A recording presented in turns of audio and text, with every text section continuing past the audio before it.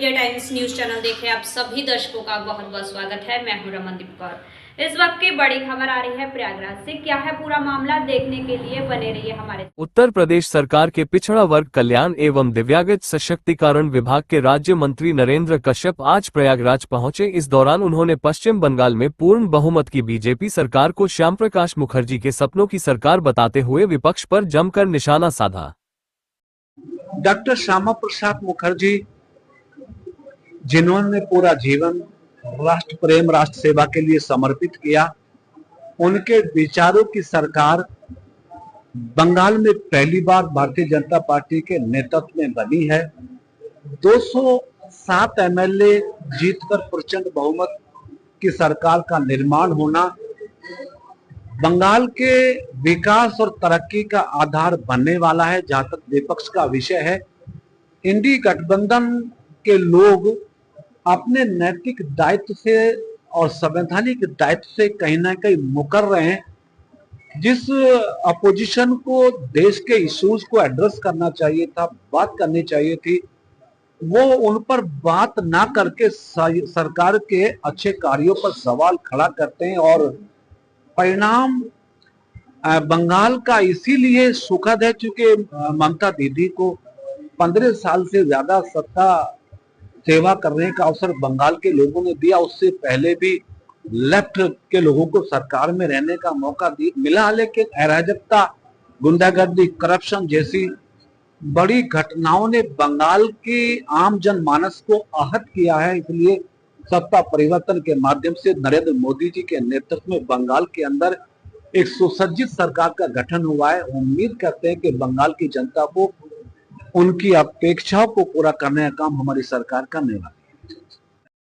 प्रयागराज में अब लोगों का फैसला घरों और अदालतों में नहीं बल्कि ऊंचे ऊंचे टावरों पर सुलझते नजर आ रहे हैं। पिछले 15 दिनों में ये तीसरी वारदात है जब पीड़ित टावर पर चढ़कर न सिर्फ अपने मामला हल करने की कोशिश कर रहे बल्कि पुलिस मुहकमे में खलबली भी मचा रहे हैं। ये है प्रयागराज के नवाबगंज का 50 फीट ऊंचा मोबाइल टावर, जिस पर आज दोपहर नवाबगंज थाना इलाके के समहाई गाँव की रहने वाली एक 19 साल की युवती महज इसलिए 50 फीट ऊंचे टावर पर चढ़कर आत्महत्या करने की कोशिश में चढ़ गई। दरअसल युवती के घरवाले और पट्टीदारों के बीच काफी दिनों जमीनी विवाद चल रहा है, जिसकी वजह से आए दिन युवती और परिवार वालों के परेशानी का सहन करना पड़ रहा था। कहीं भी इंसाफ न देख युवती ने टावर पर चढ़कर खुदकुशी करने की कोशिश किया। हालांकि युवती के टावर पर चढ़ने की खबर गांव वालों ने पुलिस को दिया तो मौके पर पहुंची पुलिस ने 4 घंटे की मानमुनव्वल के बाद सही सलामत युवती को टावर से उतरकर थाने पहुंचाया और अब पुलिस मामले की तफ्तीश कर रही है।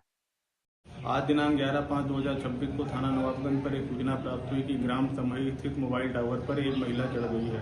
सूचना पर थाना नवाबगंज पुलिस तत्काल मौके पर पहुंची तथा महिला को समझा बुझाकर नीचे उतार लिया गया।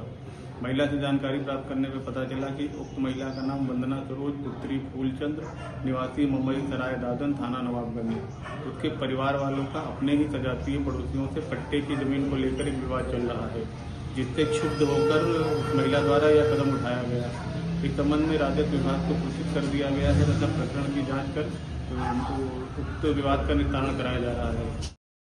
उत्तर प्रदेश सरकार के पिछड़ा वर्ग कल्याण एवं दिव्यांग सशक्तिकरण विभाग के राज्य मंत्री नरेंद्र कश्यप आज प्रयागराज के इलाहाबाद संग्रहालय के अमर शहीद चंद्रशेखर आजाद पार्क में दिव्यांगजनों के निमित्त एवं नवनिर्मित अनुभव वीरथिका की स्थापना समारोह में बतौर मुख्य अतिथि शिरकत करने पहुंचे। प्रयागराज पहुंचे पिछड़ा वर्ग कल्याण और दिव्यांगजन सशक्तिकरण विभाग के राज्य मंत्री नरेंद्र कश्यप ने इलाहाबाद संग्रहालय के वीरथिका की स्थापना समारोह में शिरकत करने पहुंचे। इस दौरान उन्होंने दिव्यांग बच्चों की न सिर्फ हौसला अफजाई किया बल्कि उनके साथ कुछ पल भी गुजरे। इस खास मौके पर उन्होंने कहा कि वीरथिका एक ऐसा हिस्टोरिकल पैलेस है जो दिव्यांगजनों के अंदर चिंतन को जन्म दे सकता है। वीरथिका एक ऐसा हिस्टोरिकल पैलेस है जो दिव्यांग जनों के अंदर चिंतन को जन्म दे सकता है, मूर्त रूप को विचारों में शामिल कर सकता है और एहसास के माध्यम से दिमाग में अमुक पिक्चर्स को ला सकता है। यानी दिव्यांग जनों के लिए ये वीथिका ज्ञान का माध्यम भी है, अनुभव का माध्यम भी है। और जो स्थान दिव्यांग बच्चे, दिव्यांग लोग नहीं देख पाते हैं, यहाँ पर आने के बाद उनको स्पर्श करने से उनके भाव में उस दिव्य स्थान की कल्पना बनती है, मन में भाव उत्पन्न होता है। जो मैंने बच्चों का भाव इस गीतिका के हिस्टोरिकल पैलेस पे देखा है, वो भाव बहुत हर्ष को प्रदर्शित करने वाला है, खुशी का इजहार करने वाला है। छोटी छोटी बच्चियां, छोटे छोटे बच्चे बाबा भोलेनाथ के मंदिर को स्पर्श करके आनंद की अनुभूति कर रहे हैं। स्वर्ण मंदिर को स्पर्श करके उसकी अनुभूति कर रहे हैं। ऐसे बहुत सारे स्थानों को जो यहाँ दर्शनीय के रूप में रखे गए हैं, दिव्यांग बच्चों का उनको स्पर्श करके भाव विभोर होना मन को संतोष और आनंद देने वाला है। निश्चित इस अवसर का हमारे प्रदेश भर के दिव्यांग लाभ उठाएंगे। वैसे भी देश के प्रधानमंत्री नरेंद्र मोदी जी के मार्गदर्शन में और हमारे प्रदेश के मुख्यमंत्री आदरणीय योगी जी के नेतृत्व में उत्तर प्रदेश के अंदर दिव्यांग जनों के लिए बहुत सारे काम हुए हैं।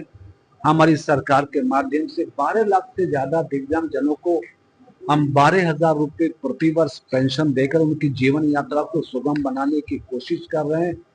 16 लाख से भी अधिक दिव्यांग जनों को यूडीआईडी कार्ड जारी किए हैं।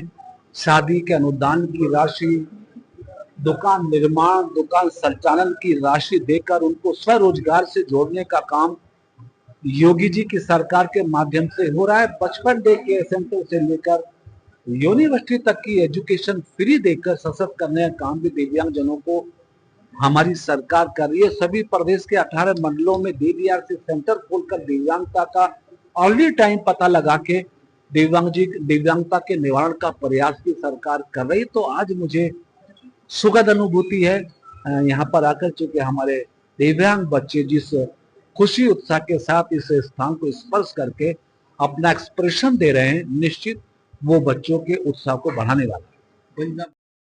संगम नगरी प्रयागराज कमिश्नरेट की पुलिस को मिली बड़ी कामयाबी, जहां प्रयागराज पुलिस कमिश्नरेट के अलग अलग थाना क्षेत्र से अभियुक्तों को गिरफ्तार किया गया है। जहां नैनी पुलिस ने एक अभियुक्त को गिरफ्तार किया, जिसके कब्जे से चोरी की विभिन्न कंपनियों के 45 Android touch screen phone police ने बरामद किए। बता दें, नैनी थाना क्षेत्र में मुखबिर की सूचना पर अभियुक्त मोनू को पुलिस ने गिरफ्तार किया और उसके खिलाफ विधिक कार्रवाई कर रही है। वहीं दूसरी तरफ दुष्कर्म के अभियोग में संबंधित एक वांछित अभियुक्त को बहरिया थाना पुलिस ने गिरफ्तार किया है। बता दें, पास्को एक्ट में वांछित अभियुक्त वकील को बहरिया पुलिस ने गिरफ्तार किया है और उसके खिलाफ अवधि कार्रवाई कर रही है। वहीं सराय इनायत पुलिस ने भी एक वांछित अभियुक्त को गिरफ्तार किया है, जो कि DP एक्ट में वांछित था। वहीं अभियुक्त सद्दाम हुसैन के खिलाफ भी पुलिस विधिक कार्रवाई कर रही है।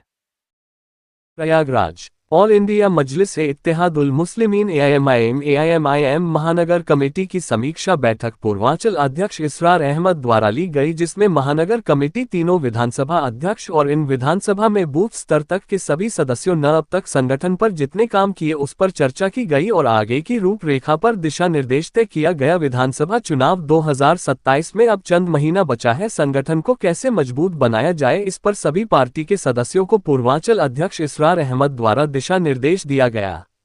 सक्रिय सदस्य अभियान के तहत फॉर्म भरकर प्रदेश कार्यालय में जमा करने को भी कहा गया। हर जिला व महानगर से 500 सक्रिय सदस्य बनाने का लक्ष्य रखा गया। इस अवसर पर पार्टी की सदस्यता ग्रहण करने के साथ ही कई लोगों को पद भी दिया गया। रईस अहमद व महफूज आलम को महानगर सचिव को नियुक्ति पत्र दिया गया। वार्ड नंबर 100 से अनीस अहमद और इसरार अहमद साहिल को अध्यक्ष पद की जिम्मेदारी दी गई। महानगर अध्यक्ष अफसर महमूद ने सभी नवनियुक्त सदस्यों को माला पहनाकर उनका स्वागत करते हुए सभी सदस्यों की हौसला अफजाई किया और पार्टी की नीतियों को आमजन तक पहुंचाने और पार्टी को मजबूत बनाने पर जोर दिया। बैठक में मुख्य रूप से उपस्थित लोगों में पूर्वांचल सचिव मुश्ताक अहमद, पूर्वांचल सचिव जमील खान, जिला महासचिव गंगापा सफदर अंसारी, महानगर संगठन मंत्री सैयद इरशाद आलम, महानगर प्रवक्ता इफ्तेखार अहमद मंदर, महानगर उपाध्यक्ष मोहम्मद इफ्तेखार अंसारी, महानगर उपाध्यक्ष मोइन अख्तर, महानगर उपाध्यक्ष डॉक्टर सोहेल अहमद, विधानसभा अध्यक्ष शहर पश्चिमी जुबैर अहमद, विधानसभा अध्यक्ष शहर दक्षिण तनवीर शाकिर, महानगर कोषाध्यक्ष इंजीनियर वहाजुद्दीन सिद्दीकी, महानगर उपाध्यक्ष एजाज नकवी, महिला प्रकोष्ठ से श्वेता गुप्ता, महानगर सचिव मोहम्मद शाहनवाज शेखू, एक्टिव मेंबर इफ्तेखार अहमद, फरहद सिद्दीकी, अशरफ जमील, शाहनवाज, तौसीफ अंसारी, नवाब अंसारी, इरशाद अंसारी आदि लोग थे। देश दुनिया की खबरों के लिए world media times news channel को सब्सक्राइब करें।